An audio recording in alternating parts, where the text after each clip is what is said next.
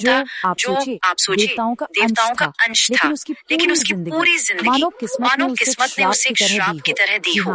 जी हाँ, आज हम बात करने वाले हैं उसी महान योद्धा सूर्यपुत्र कर्ण की। ये जो लाइन है ना, ये कर्ण की पूरी जिंदगी का सार है, उसका पूरा पैराडॉक्स। आप सोचिए एक तरफ जिंदगी एक श्राप जैसी थी, लेकिन उसकी मौत महाकाव्य बन गई। मतलब जन्म तो एक वरदान पर जिंदगी का हर एक कदम ऐसा लगा मानो उसे किस्मत और नाइंसाफी की जंजीरों ने जकड़ रखा हो। देखिए एक तरफ तो वो सूर्यदेव का बेटा था, उसे जन्म से ही सोने का कवच और कुंडल मिले थे, जो उसे प्रैक्टिकली इनविंसिबल मतलब अजय बनाते थे। लेकिन दूसरी तरफ क्या था? उसे पाला था एक सारथी ने। तो समाज ने उसे हमेशा सारथी पुत्र ही माना, और इसी वजह से उसे हर कदम पर हर मोड़ पर सिर्फ बेइज्जती और रिजेक्शन का सामना करना पड़ा। और यही उसके जीवन का सबसे बड़ा संघर्ष था। तो चलिए कर्ण की कहानी को शुरू से समझते हैं। उसकी कहानी शुरू होती है एक ऐसे जन्म से जो जितना दिव्य था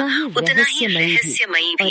और इसी जन्म ने उसकी पूरी जिंदगी के लिए एक आइडेंटिटी क्राइसिस, एक पहचान का संकट खड़ा कर दिया। तो हुआ यूं कि राजकुमारी कुंती को ऋषि दुर्वासा से एक दिव्य मंत्र मिला था। अब उन्होंने बस उस मंत्र को आजमाने के लिए उसका जाप किया और सूर्यदेव खुद प्रकट हो गए। उन्होंने कुंती को एक बेटा दिया, ऐसा बेटा जो जन्म से ही दिव्य कवच और कुंडल पहने हुए था। पर कुंती तो अविवाहित थी। समाज के डर से उन्होंने उस बच्चे को टोकरी में रखा और नदी में बहा दिया। अब वो टोकरी बहते पहुंची हस्तिनापुर। वहाँ अगिरथ नाम के एक सारथी और उनकी पत्नी राधा को वो बच्चा मिला। उन्होंने उसे भगवान का आशीर्वाद समझकर गोद ले लिया और बड़े प्यार से पाला, और इसीलिए उसका नाम पड़ा राधेय, यानी राधा का पुत्र। तो सोचिए था तो वो राजघराने का, लेकिन उसकी पहचान बनी एक साधारण सारथी के घर में।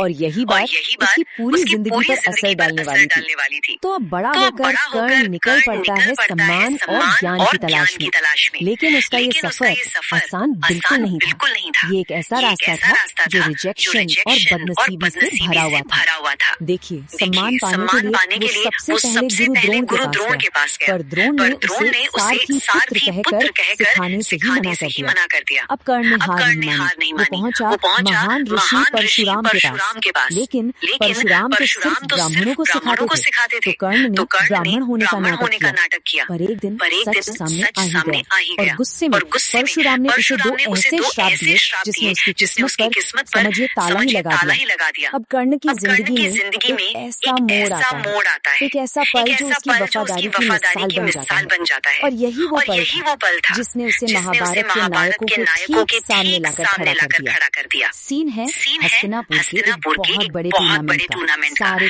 कुरु राजकुमार अपना हुनर दिखा रहे हैं, और उन सब के बीच अर्जुन अपनी धनुर्विद्या से सबका दिल जीत रहा था। हर तरफ उसी की हवाई हो रही थी। जैसे ही अर्जुन का प्रदर्शन खत्म हुआ, अचानक रंगभूमि में एक तेजस्वी योद्धा आता है कर्ण, और वो सीधे ऐलान करता है कि अर्जुन ने जो भी किया है वो उससे बेहतर कर सकता है। और फिर वो अर्जुन को एक द्वंद्व युद्ध के लिए ललकारता है। पूरी सभा में एकदम सन्नाटा छा गया।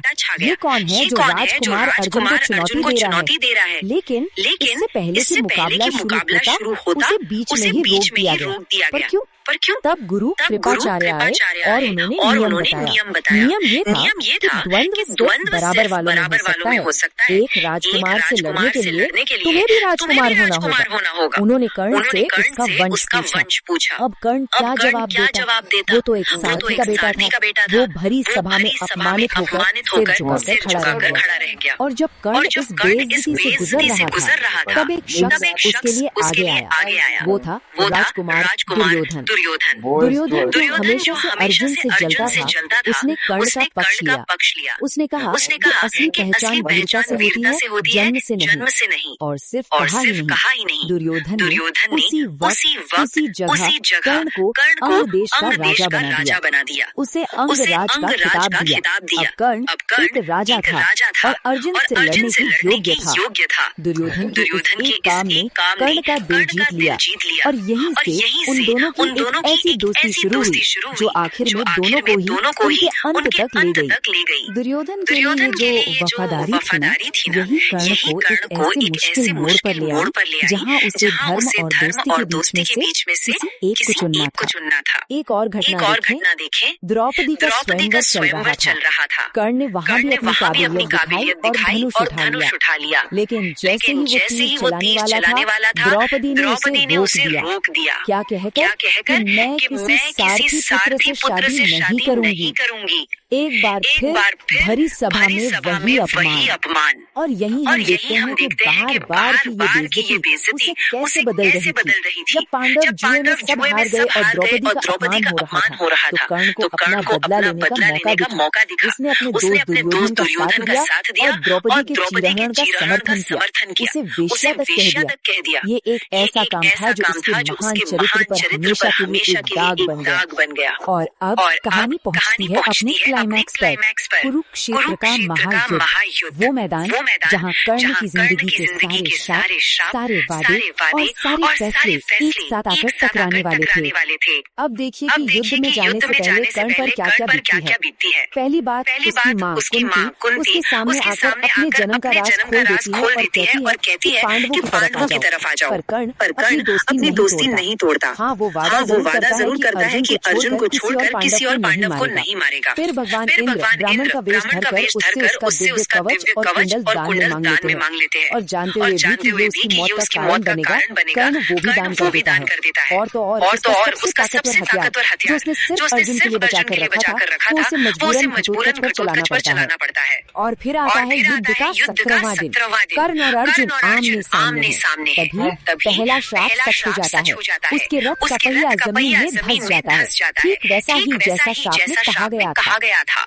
अब कर्ण रथ से उतरकर पहिया निकालने की कोशिश करता है। वो अर्जुन पर ब्रह्मास्त्र चलाना चाहता है, लेकिन ठीक उसी पल जब उसे उसकी सबसे ज्यादा जरूरत थी, परशुराम का दूसरा श्राप भी सच हो जाता है।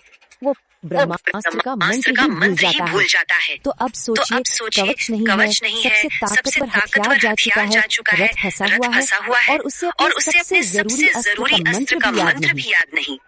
कर्ण पूरी तरह से निहत्था और लाचार था। ऐसा लग रहा था मानो उसकी जिंदगी की सारी बदनसीबी एक साथ उस पर टूट पड़ी हो। और कहानी का सबसे दर्दनाक मोड़ तो अब आता है। कर्ण की मौत के बाद उसकी माँ कुंती पांडवों को सच बताती है कि जिस दुश्मन को उन्होंने आज मारा वो कोई और नहीं बल्कि उनका अपना सबसे बड़ा भाई था। तो यहाँ आकर एक बहुत बड़ा सवाल खड़ा होता है, कर्ण को हम किस तरह याद रखें? एक विलेन की तरह जिसने अपनी दोस्ती के लिए गलत का साथ दिया, या फिर एक ट्रैजिक हीरो की तरह, एक ऐसे महान योद्धा की तरह जिसे किस्मत और समाज ने कभी उसका असली हक पाने ही नहीं दिया। ये एक ऐसा सवाल है जो आज भी हमें सोचने पर मजबूर करता है।